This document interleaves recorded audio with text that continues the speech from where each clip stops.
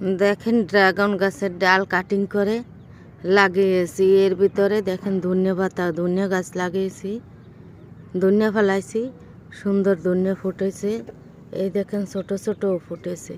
Cutting করে লাগানোর পরে অনেক সুন্দর হয়েছে ড্রাগন গাছের গাছগুলো। মাশাআল্লাহ এই বছর অনেক ড্রাগন হবে, দেখলেই বোঝা যায়। আর এই যে দুইটা কোয়াশ গাছ নিয়ে লাগিয়েছিলাম, কোয়াশ গাছ দুটো মাশাআল্লাহ একদম তরতাজা হয়ে উঠেছে। কোয়াশ গাছ দুটো ভালো হবে। আমার টমেটো গাছটার যে কী হলো আল্লাহ ভালো জানে। টমেটো গাছটা একদম শুকিয়ে গেছে। আল্লাহ টমেটো গাছটাকে বাঁচিয়ে রাখো। অনেক শখের টমেটো গাছ ছিল, অনেকগুলো টমেটো ধরেছিল।